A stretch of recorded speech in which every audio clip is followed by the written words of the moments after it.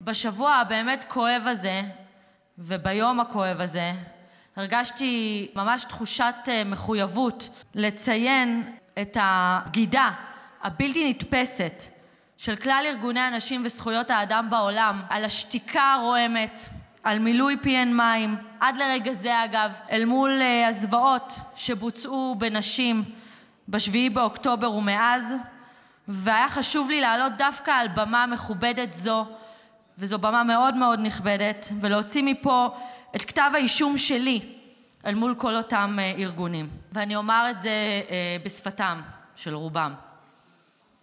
I stand here today as Israel's Minister for Social Equality and the Advancement of Women, representing the silenced voices of Israeli women. On October 7th, Israeli women were brutally raped and slaughtered by Nazi Hamas terrorists. Their bodies were mutilated, their heads decapitated, they endured gang rapes and were burned alive. For the past year, the voices of global women's organizations have fallen silent, those who falsely claim the title of feminists. These hypocrites shout, "Me too," but only if you're not a Jew. To you all, I present this grave indictment. Since the war began, I have reached out to each of you, women's and human rights organizations, through every possible channel, with one clear demand: publicly condemn what was done to women in Israel. But there was no response, only a thunderous silence. Why? Because in your eyes, the blood of Israeli and Jewish women is worth less, far, far less.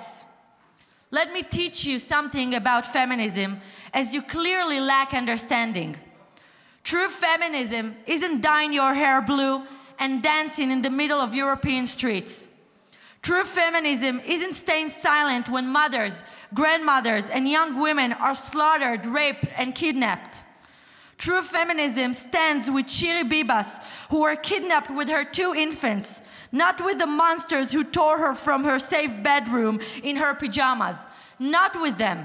True feminism stands with the only democracy in the Middle East, not with the deranged dictatorships where women are shot for allowing a strand of hair to escape their headscarves. The first rule of feminism, when a woman tells you she's been brutally raped and her legs have been cut off, your first response should be, "I'm so terribly sorry. How can I help?" Not demanding forensic evidence. Or maybe, just maybe, asking the question that your organizations are very well known of. "Are you okay?" This was your slogan, right?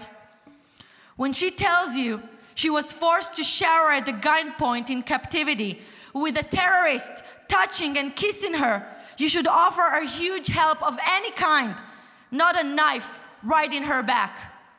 You all of you saw the mutilated, burned, limbless bodies of Israeli women.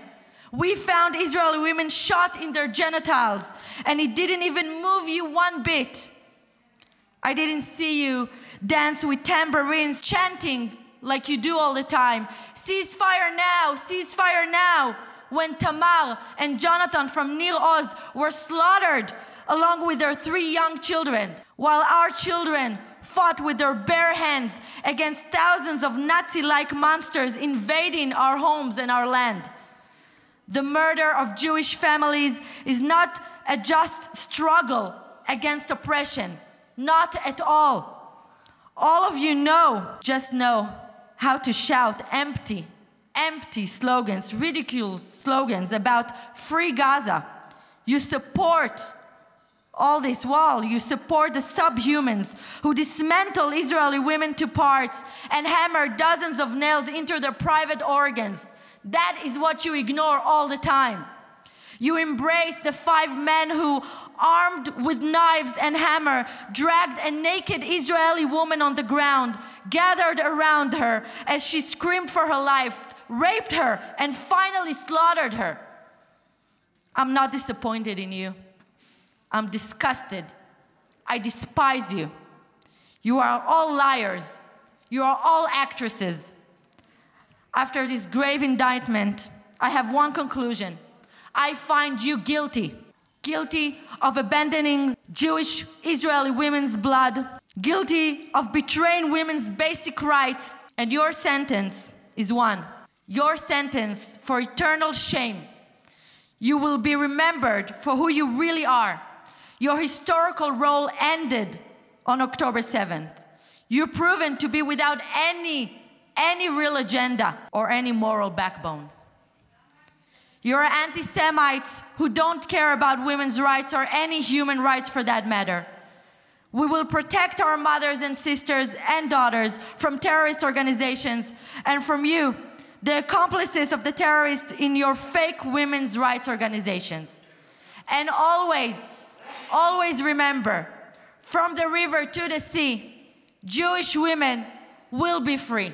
Never again. Never again.